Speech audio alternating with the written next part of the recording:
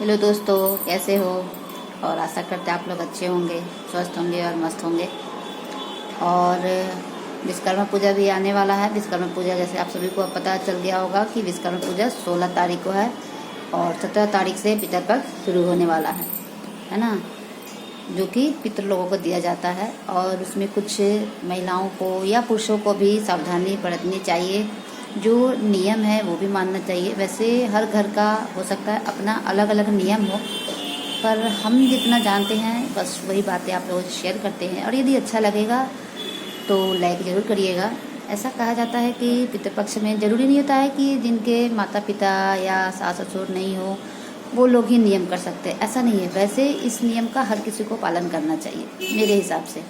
जैसे पितृपक्ष में लोग कहते हैं कि बाल वगैरह नहीं धोना चाहिए, है ना, नाखून वगैरह नहीं कट करना चाहिए, है ना। तो ऐसा नहीं, ये तो हर किसी के लिए, तो अगर हम करेंगे तो अच्छा ही है, क्योंकि इससे हमें एक फ़ायदा होगा कि हमें दादा नाना बाबा ये लोग होंगे, वो लोग हमें आशीर्वाद ही देंगे, है ना।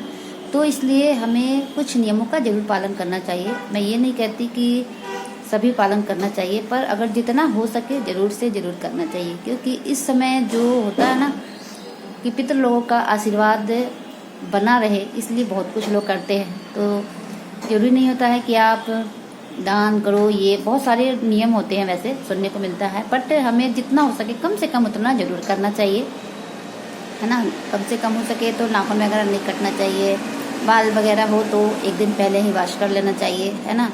और जहाँ तक हो सके, बहुत लोग बाल कटाते हैं या थ्रेड भी बनवाने जाते हैं, तो हो सके तो इन सभी चीज़ों को भी कुछ समय के लिए अवॉइड कर दिया करिए तो अच्छा रहेगा। पुरुष लोग भी अगर चाहे तो वो लोग भी बाल ना कटाएं, अगर हो सके तो नाखून वगैरह भी ना काटे, है ना। और जब पितृपक्ष खत्म हो जाए तब आप चाहे तो एक दिन पितृपक्ष से एक दिन पहले बाल वॉश करके नाखून वगैरह कट करके, क्योंकि उसके कुछ दिनों या एक दिनों बाद फिर नवरात्रि शुरू हो जाती है, तो नवरात्रि से एक दिन पहले हम बाल वगैरह धोकर सब कुछ कर सकते हैं, है ना। तो पितृपक्ष में ये थोड़ा बहुत जो काम होते हैं वो महिलाओं और पुरुषों को जरूर करना चाहिए। और सबसे ज़रूरी और अहम बात, कहते हैं कि पितृपक्ष में चिड़िया कौवा या कोई भी पशु पक्षी को कभी भी नज़रअंदाज नहीं करना चाहिए। अगर आपके दरवाजे पे गाय आए या चिड़िया आए, कुछ भी आए, या पितृपक्ष के दौरान आप हो सके तो आप अपने बालकोनी में या छत पर कुछ भी कहीं पर भी आप या तो कुछ चावल के दाने डाल दीजिए, या आप सुबह जो रोटी बनाती है तो उस समय पहली रोटी जो होती है आप वो भी रख सकते हैं। इससे ये होता है कि हमारे पितृ लोग खुश होते हैं और हमें आशीर्वाद देते हैं, क्योंकि उनका आशीर्वाद कहते हैं ना कई देवी देवताओं के बराबर होता है ना। तो इस तरह से हमें उनका आशीर्वाद भी मिल जाएगा।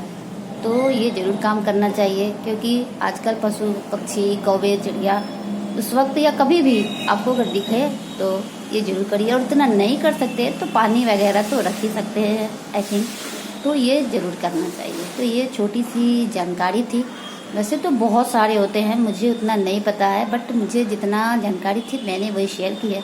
और यदि अच्छा लगे तो लाइक करिएगा, शेयर करिएगा।